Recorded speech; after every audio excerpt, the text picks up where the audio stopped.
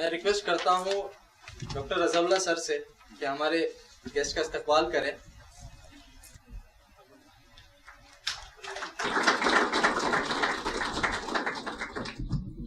اب میں رضا اللہ سر سے گزارش کروں گا کہ وہ کچھ بات ہمارے لیے کہیں.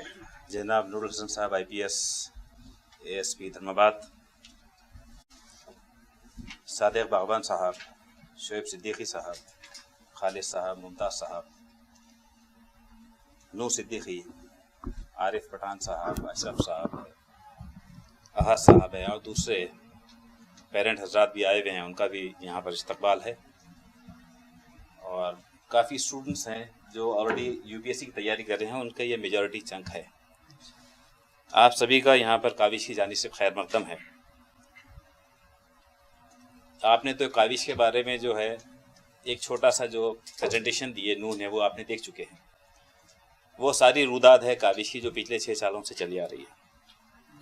دراصل اورنگ آباد ایک ایسا سینٹر ہے جہاں پر کہ تعلیمی اداروں کا ایک جال پھیلا ہوا ہے. گو کہ اس کی شروعات 1963 میں ہوئی تھی جب یہاں پر مولانا آزاد کالج کا قیام آیا تھا. اگر آپ اس سے پہلے کی بھی تاریخ دیکھیں گے تو 1958 میں انجمن اشاعت تعلیم کے تحت ہائی اسکول قائم ہوا تھا اور وہاں سے یہ شروعات ہوئی. لیکن اعلیٰ تعلیم کا جہاں تک تعلق ہے، ڈاکٹر رفیق زکریا کے قائم کردہ مولانا آزاد کالج میں پہلی دفعہ یہاں کے طلبہ و طالبات کو ایک ایسا موقع ملا کہ وہ حیدرآباد یا کہیں اور جانے کے بجائے یہاں پر اعلیٰ تعلیم حاصل کر سکیں. اس کے بعد میں اور بھی بہت سارے ادارے آئے، مسلمانوں کے بھی، غیر مسلموں میں بھی، اور کالجز کی کافی بڑی تعداد یہاں پر ہیں.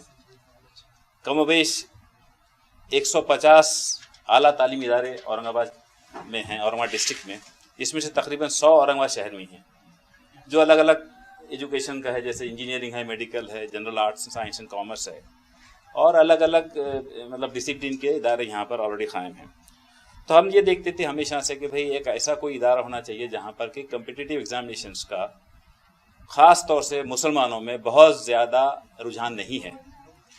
اور ہمیشہ ہر سال جب نتائج آتے تھے تو ہمدرد کی طرف سے ایک نوٹیفیکیشن آتا تھا کہ بھئی یہ سال یہ پوزیشن تھی، اور ہمیشہ کی طرح وہی رونا روتے رہتے تھے. اس کے بعد میں حکیم عبدالحمید صاحب نے جب شروع کیے تو اس کے بعد میں سیناریو چینج ہونا شروع ہوا.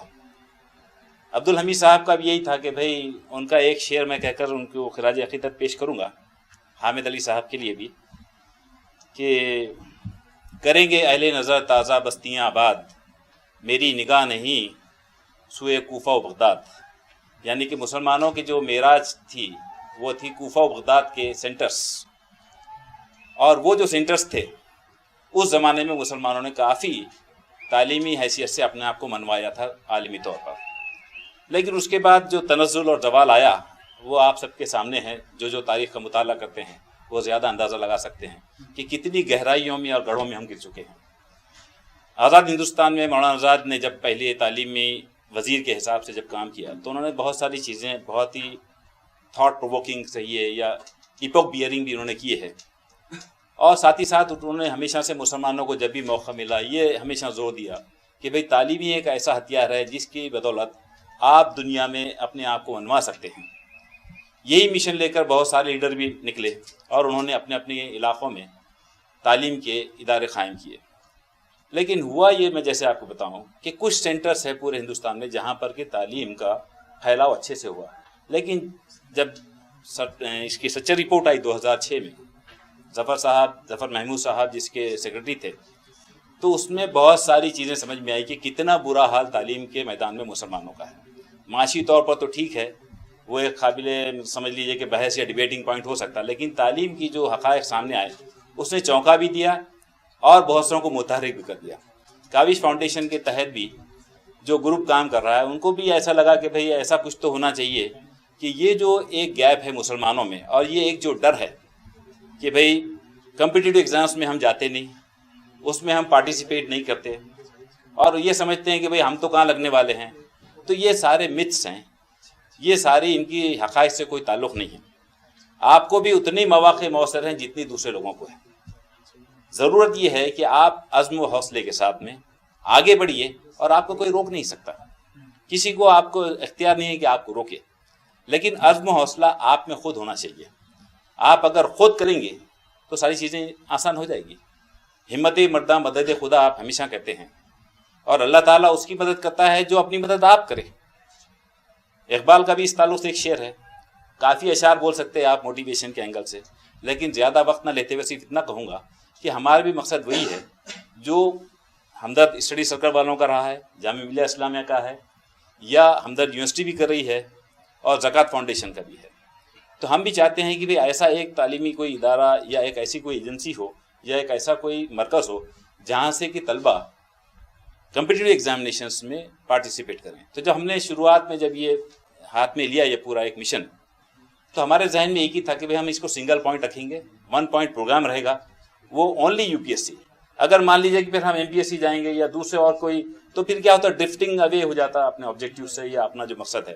تو یہ فوکس رکھ کے پچھلے 6 سالوں سے اتنا ضرور ہوا کہ تقریباً 20 بچے ہمارے ابھی دلی میں تیاری کر رہے ہیں. جیسے نوح نے آپ کو بتایا کہ 12 بیچز ہو چکے ہیں, نوح خود بھی اس میں سے ہے, اور ہم امید بھی کرتے ہیں اور آپ سے دعا بھی کرتے ہیں کہ نوح صدیقی اور سلمان پٹیل جو اس وقت انٹرویو دیے رہے ہیں, وہ ان کا سلیکشن انشاءاللہ آنے والے 2 مہینے میں ہو جائے انشاءاللہ. اور ہمیں تو امید ہے کہ انشاءاللہ دونوں بھی اس وقت جو ہے تو سلیکٹ ہو جائیں گے. ان کے علاوہ جو 2018 میں بیٹھنے والے ہیں وہ تقریباً 20 بچے ہیں. تو امید رکھیں گے ہم کہ انشاءاللہ اس میں سے بھی کچھ نہ کچھ انشاءاللہ فائنل سٹیج اور انٹرویو سے کامیاب ہو کر IAS IPS یا اور کوئی سول سروسز میں ان کا انتخاب ہو جائے.